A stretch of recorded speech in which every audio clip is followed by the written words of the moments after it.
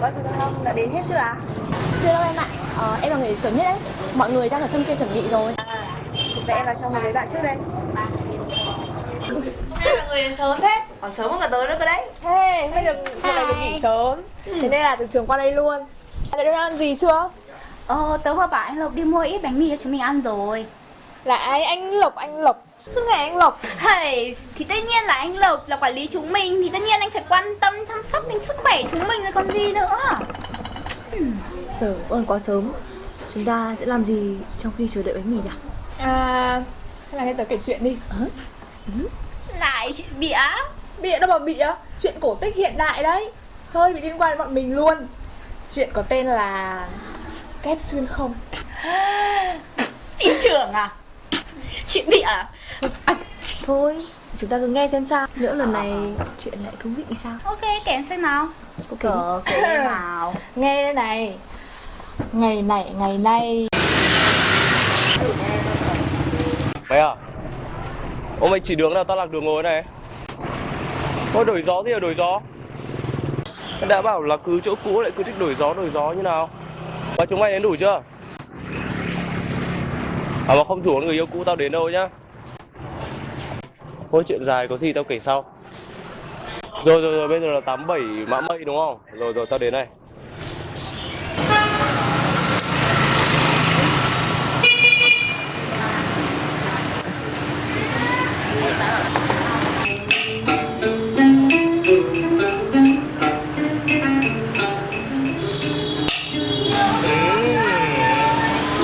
Một bạn mình nhìn thấy cảnh này đến lăn bò với cười mất. Ngon ra cười cơ. Tôi nghĩ các cậu nghe xong sẽ buồn rơi kịp cười. Không nói cháu á, mà không là ai nữa. Mỗi tôi với cậu đứng ở đây, tôi không nói cậu thì tôi độc phải à? Cậu thế thật. Này cậu, ta không có ý nghe lỏm hay gì đâu.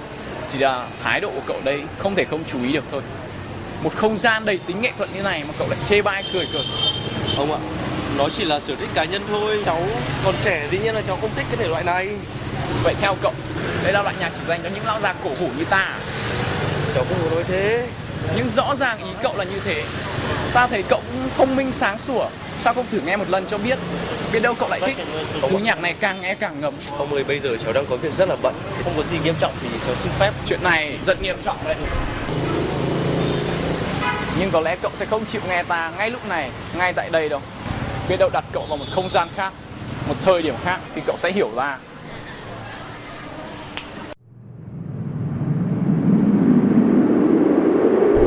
Tiếc cho một chàng trai trẻ khôi ngô như cậu lại không biết trân trọng những giá trị cội nguồn dân tộc đã trường tồn hàng trăm năm. Nay cậu bị đẩy về quá khứ để tìm lại vận mệnh của mình. Chỉ khi cậu làm chủ được những món đàn mà cậu chê là cổ hủ kia, khi đó cậu mới được trở lại. Hãy nhớ lời ta. Nhưng hãy quên lòng ta đi.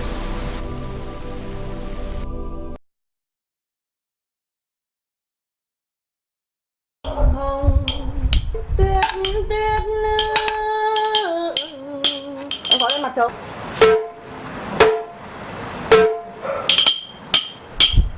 Tiếp theo mình gõ vào tay. Có đây à? Vâng. Dạ nhá.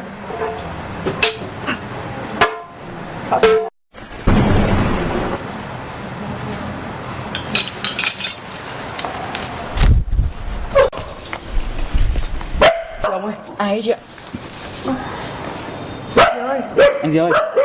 Này. Thôi, mình vào đã.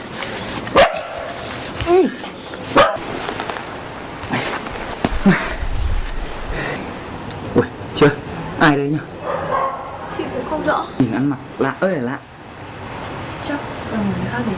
Thật không thể tin được. Làm gì có chuyện từ tương lai về đây mà lại phải học một loại nhạc cụ thì mới quay trở về hiện tại. Anh nói thật đi, anh định lừa tôi à? Tôi đã nói rồi, tại sao nói mãi mà không tin nhỉ? Hai chị em này đáng nghi đấy nhở? Không có trí tưởng tượng đâu à? Chưa xem phim hành động bao giờ à? Chính tôi cũng không tin được. Nhưng bây giờ tôi đang ở đây rồi. Chỉ vì một câu nói thôi mà tôi phải trở về quá khứ 30 năm. Lại còn phải học một nhạc cụ dân tộc. Mọi người tin tôi đi mà. Thế mà chị nghĩ thế nào? Chị cũng không biết thế nào cả. Đây, trai chị em, đồ công nghệ hiện đại thế kỷ 21. Xem đi đây này. Đây là trò chém hoa quả, đang rất là thịnh hành nơi mà anh đang sống ấy. Đó, thấy chưa?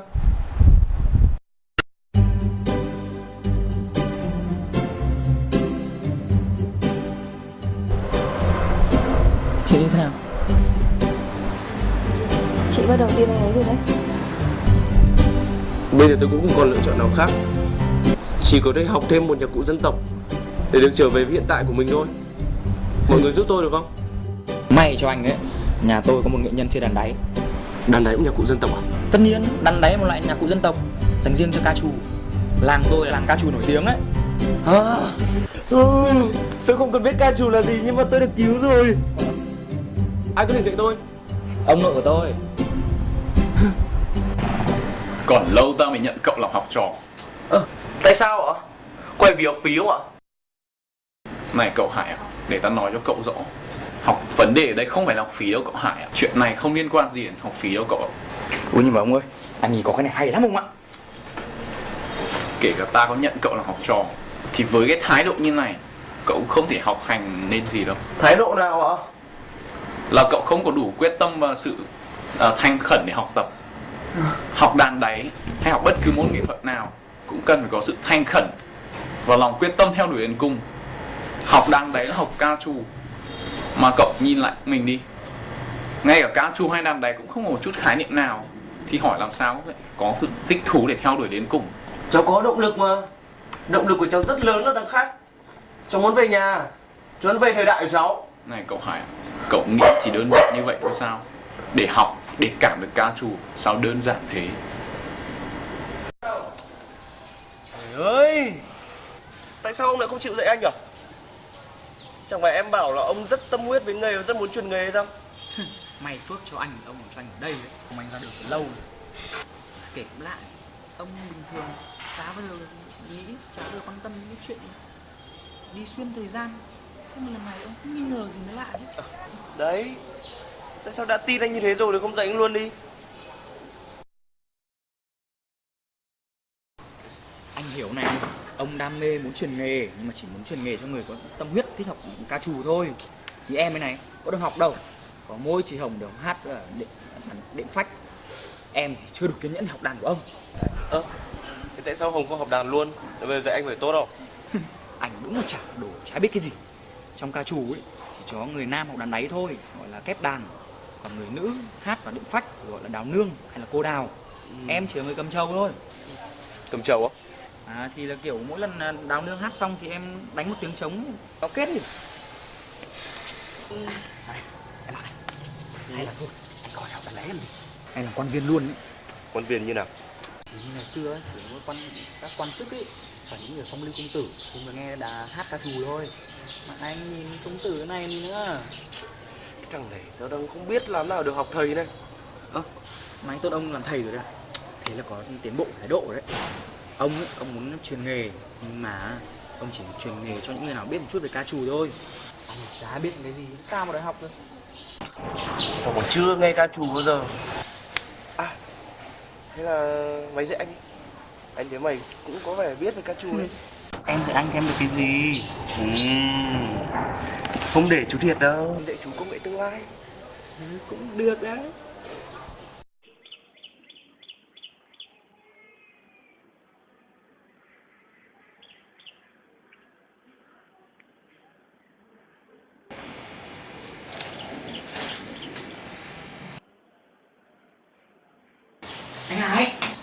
Anh Hải dậy lên em bảo. Hôm nay con được nghỉ cấp 1 à. Nghỉ cái gì, dậy lên. Dậy ra đồng mình lúa, nhanh lên.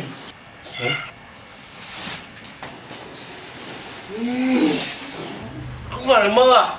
Mơ quá, cái thằng dở hơi. Này em bảo, ông bảo anh mặc bộ quần áo này vào cho nó giống người ở làng. Không anh mặc ngay ra ngoài đường cả làng của anh bị điên đấy. Em bảo, ông báo cho anh một tin vui đấy. Ông chấp nhận dạy anh rồi. Ông dạy đàn anh vào buổi chiều, nhưng buổi sáng anh phải ra đồng gánh lúa cùng chị Hồng, mang lúa về hợp tác xã. Yeah, thế ông nhận lời cái gì? Trời, gánh lúa chuyện nhỏ, gánh lúa luôn à? Để xem gánh được không. bao giờ nhìn thấy đồng hồ bao giờ. Thề không dám bỏ phí một câu nào.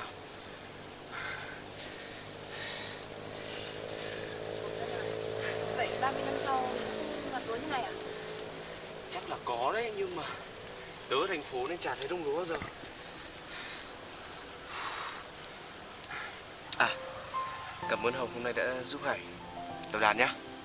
Không có gì, vì Hồng đã hứa giúp Hải rồi mà. À nữa, Hồng tập hát lâu chưa? Lớp 1, ông nội của Hồng là một nghệ nhân nhạc nổi tiếng. Ông kể Ngày xưa bà với ông hay đi hát ở các giáo phường. Giáo phường giống như một nơi của các người ca sướng ấy. Ba mẹ Hồng mất từ hồi ông bị ném bom nên Hồng ở Hà Nội từ nhỏ. Nhưng từ nhỏ đã được nghe ca trù nên cảm thấy yêu ca trù lúc nào cũng hay. Ca trù mới đầu khó nghe, càng nghe càng thấy hiểu và càng nghe càng cảm thấy hay. Rồi về sau Hải sẽ cảm thấy nhưng mà vì đắc tội với ca trù nên bị đẩy về quá khứ phải không? Tớ nghe ca trù bao giờ đâu mà dám đắc tội với ca trù. Chắc là vì thái độ của xưa nên bị quay trở lại đây. Chắc là để ngoan ngoãn như xưa. Ngày xưa Thì tớ là con một. Từ nhỏ bố mẹ đã vất vả. Lớn lên thì tuy khá giả nhưng bố mẹ thì thiếu thốn tình cảm. Từ nhỏ ký ức của mình chỉ có ông nội này và tiếng dương cầm của ông. Khi ông mất đi thì mình cũng mất đi một chỗ dựa tinh thần. Nói chung là chán lắm, chán đi làm.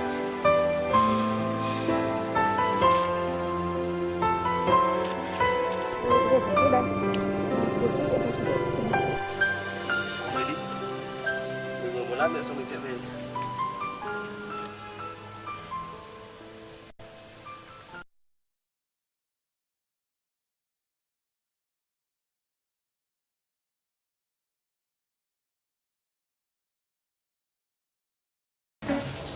hồng hồng tiết tiết.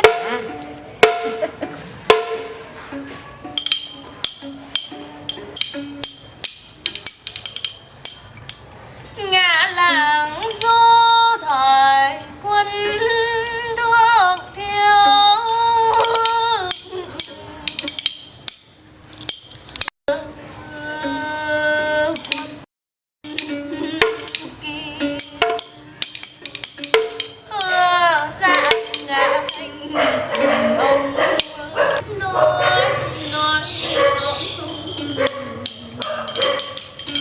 Mà bài phát với hồng nhan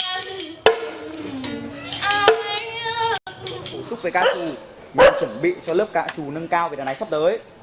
Anh em nói nhá, ca trù là một môn nghệ thuật lâu đời, tồn tại như cái đây 700 năm.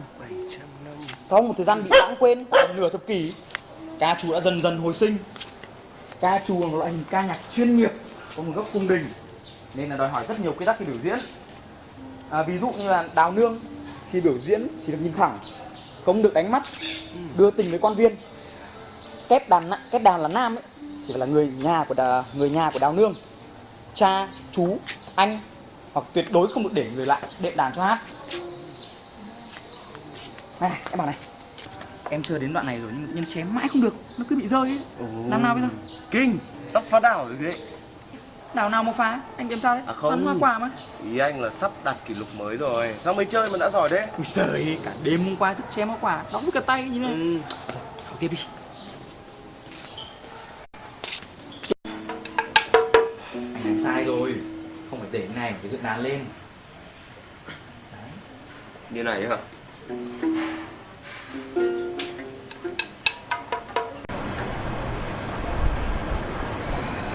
Thế nào?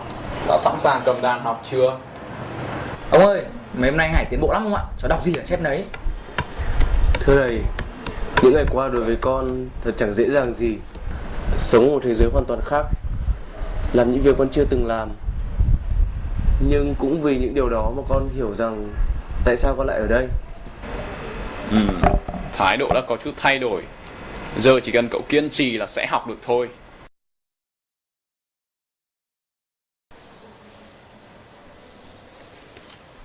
Nào.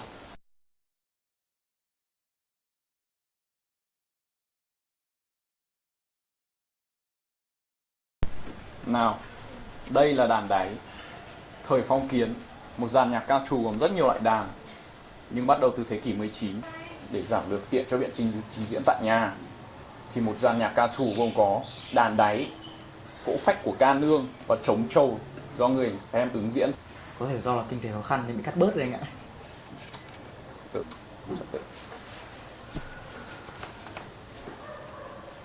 Chắc cậu cũng biết chỉ có nam mới học được đàn đáy đúng không? Đàn đáy ý là tượng trưng cho tiếng hát, tiếng đàn cuồn cuộn như nước chảy ra biển không đáy, hoặc cũng có thể hiểu là đàn không có đáy. Thẩm âm của cậu có tốt không? Con cũng từng học nhạc. Học đàn đáy học cách thẩm âm. Nay ta dạy cho cậu ngón đàn, cậu cứ theo như vậy, học đến khi thành thạo. Nào.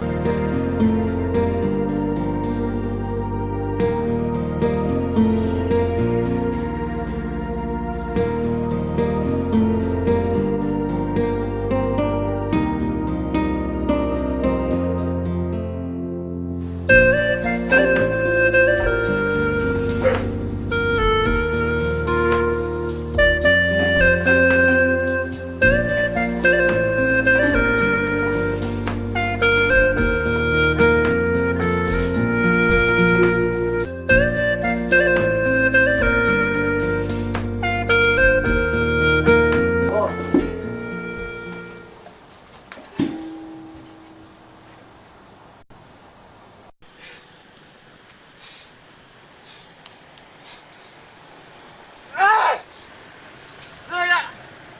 Tại sao lại tôi chứ? Biết bao nhiêu người! Ông trời đã bất công! Phải không sao chứ?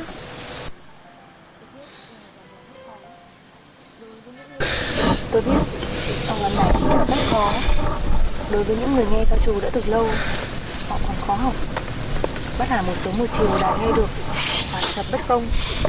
Nhưng thầy cũng đã nói học đàn đáy phải kiên trì lắm mà. Nhưng tôi học đàn đáy làm gì? Hải muốn trở về nhà mình ở tương lai sao? Và đây là cách duy nhất để Hải có thể trở về nhà. Tôi nghĩ Hải nên quay lại học đàn đáy thôi. Nếu thầy nghiêm khắc quá, tôi sẽ giúp Hải học thêm. Tôi có thể đàn và gõ cách cho Hải có nhịp hơn và sẽ dễ đàn hơn. Nhưng chẳng phải người chơi đàn phải là chồng đàn cho vợ, bố đàn cho con, anh đàn cho em sao? Đấy là thời phong kiến của Hải ạ, không thể giữ mãi được. Thôi, ta về.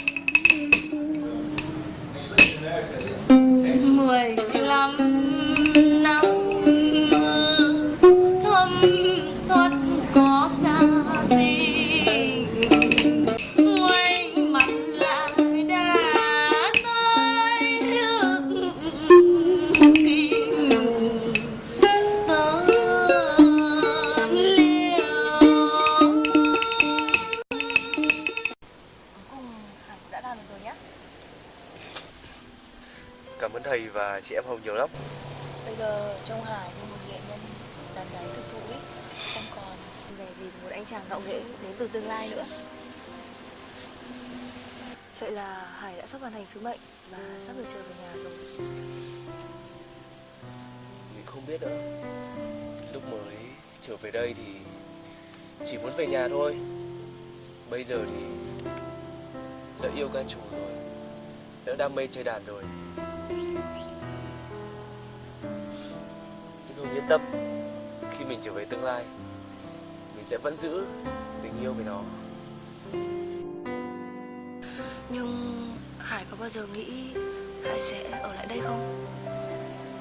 Thật ra tôi cũng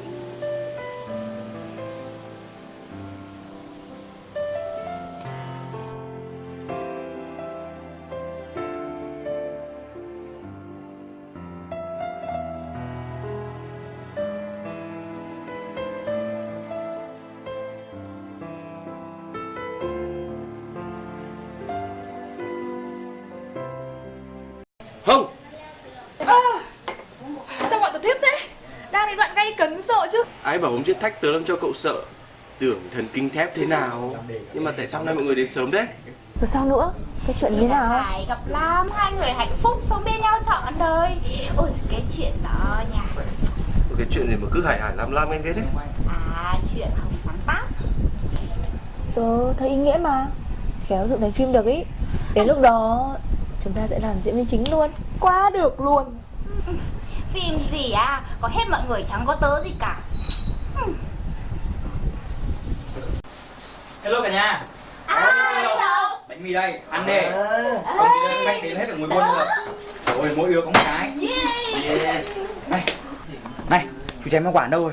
Hồi đấy đã. Đêm qua của anh chém đau hết cả tay, chém hết cả đêm. Thế đã sắp phá đảo chưa? À này mọi người, tớ mới chụp được mấy cái ảnh vào họa đẹp lắm, mọi người xem đẹp không này. Đâu.